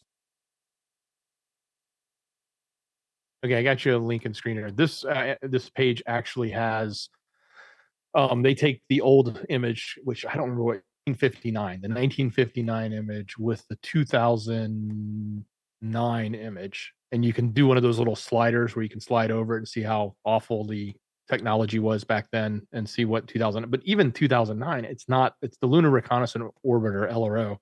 Even those images don't look that high res, but I don't think you can really zoom into it, but that's the only, you're right, there's really not anything on it. That's it. This looks like a buttock on a copy machine. This looks like a zoom in of a fuzzy from a pocket. That's the far side of the moon? Well, that's the 1940s picture. If you scroll down, there's a slider that you can slide back and forth to compare the two images, but those are the images, yeah. Okay, so if that's the far side of the moon, which is dark all the time, how did they get the light? I guess, is that a long exposure, or is it a composite image created? So essentially, each part of this is put together, it's stitched together probably 1 million times over. This is why people doubt, like, there's half a crater right there. You can see the lines where they stitched it, right? And yeah, we see craters all over the place. So what is the difference between what you get on there and what you get with us, right? With the front side. There's no man on the moon, but it is trip. If this is legit, what it looks like. Look at the big white mark. Like, what kind of asteroid would that be? That would be like a world ender right there. Pretty trippy to see, right? I don't know. I'm starting to But it's think that it looks like that it might actually be cheese. I'm kind of leaning that direction. well, but here's the crazy thing. How many times have we covered launches, whether they're landers, probes, all sorts of stuff? There's been so many over the years that have all wanted to go there, and many in recent years. How come none of them have done any other images of the back of the dark side? Like, the only thing we have is 2009. Well, how is it that hard? It's 200 and something thousand miles away. We have rockets that have. We have we supposedly sent robots to Mars, but we can't send a really good camera, uh, not even a quarter of the distance right behind the moon to point this way. I guess is it because of space? You can't have cameras don't work in space. I thought they had. Why? I just why?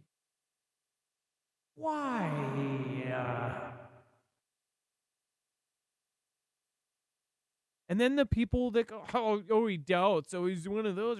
No, I just want to know why. Like, oh well, there's a perfectly good example because there's the mathematical equation of 4.525 means that we can't look at it, and that's why. But there's a perfectly logical reason. Exactly. Exactly. Right? Exactly. You guys get it. So they are going to get samples. And then men took over a job fair intended for women and non-binary tech workers. So just so you know, I mean, technically anybody could go after they added the non-binary because whatever. Now, I'm not going to give my personal commentary on this, but essentially it was originally an all-women job fair. Essentially, these people got the chance to talk to Apple, Amazon, some of the big tech companies, and have face-to-face interactions with the hiring people, right? That's actually really hard to do right now. Most job fairs and things aren't this elite. In fact, the tickets to this cost hundreds of dollars. I think it was $436 for the 2-day thing. Yeah, no, I'm sorry. Tickets for the 4-day event, which took place in Orlando, ranged in price from $650 to $1,300. So women paid $1,300 to get that kind of edge, like, hey, we're women in the field. And basically, because they opened it up, it was filled with men. You can see it's literally more than half are men. The pictures, all you see is guys. I'll let you guys have your opinions about that. It's like, if you're a woman at that, I would think that would be kind of irritating. And by the way, they make a point. This is PBS, and they make a point to point out that these an increase in participation of self-identifying males. So these aren't males who identify as something else. These are men that's saying, "Oh yeah, no, we're men. We're going to this too." So basically, the whole thing of having that edge and going to something that's specifically to give an edge to women is now gone. Well, because the whole purpose of it is to help women, right? To stand up for women and women's rights, and to help women advance. Well, more than half basically is men. Scientists find at least 6 toxins like arsenic and uranium in systems used by 95% of the U.S. population. Dex, do you want to go over this? You had some interesting things to say about this. Well, I mean, come on, 95%. That's a huge. So there's an interesting chart here that talks about. It shows a map of what's there and the percentage of the population and where the drinking waters are coming from. But this type of, this kind of goes back to something that I think is near and dear to all of our hearts because we're all preppers and we all understand the importance of clean drinking water because we know a lot of times we have to get our water in the event of a disaster, we might have to get our water from a source that's in a stream or or dig a hole and get it out of the ground. And then you need to clean it. And so we understand how important it is to clean water. But a lot of people in our nation don't. They just turn the faucet on and drink, and they hope that their municipalities are cleaning them. And the fact that they're seeing these contaminants that basically can affect 95%, it's pretty shocking. So these numbers are there. It's in this study. It came out, or it's this is the published article. If you guys want to go read it in further detail, feel free.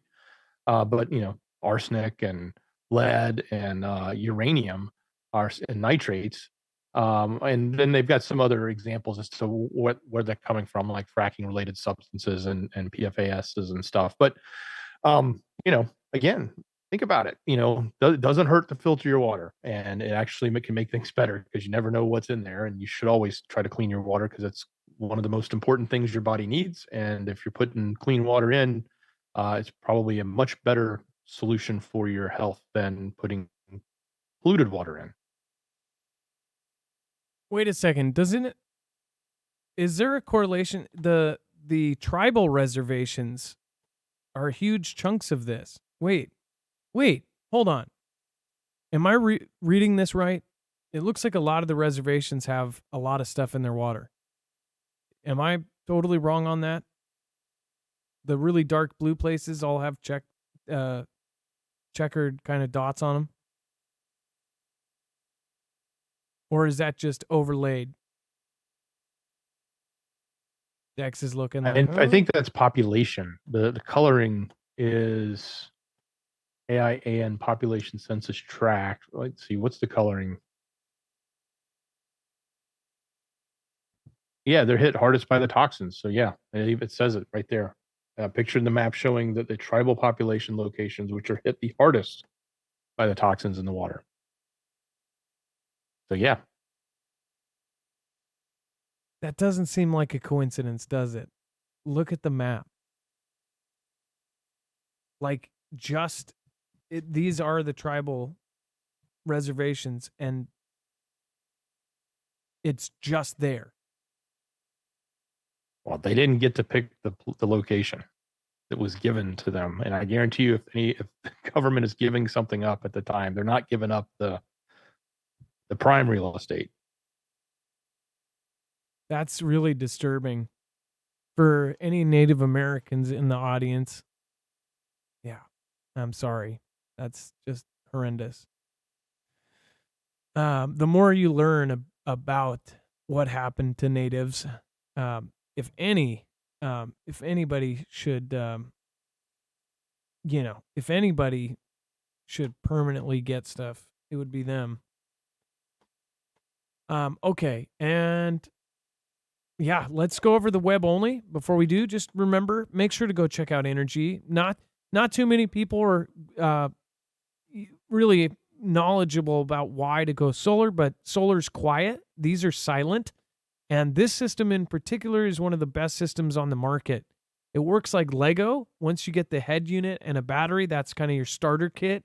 Then you can expand. You can expand up to 96 batteries. You can bring it with you. You can power your tools with it, or you can power your home when the power goes out. You can actually, of course, expand this with mods that allow it to do different things. So go check it out, marfooglenews.com/energy. Dex, so are we already switched over, or is it? We will be in just a moment. Okay. And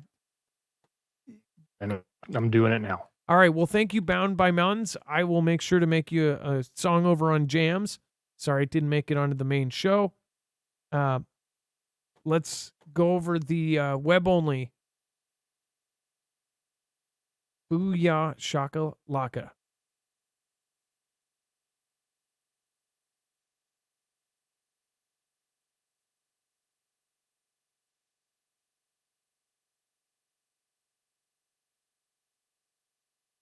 And let's see here. We're going to be switching over. If you're in the chat, you don't have to do anything. It's going to be switched over to that. And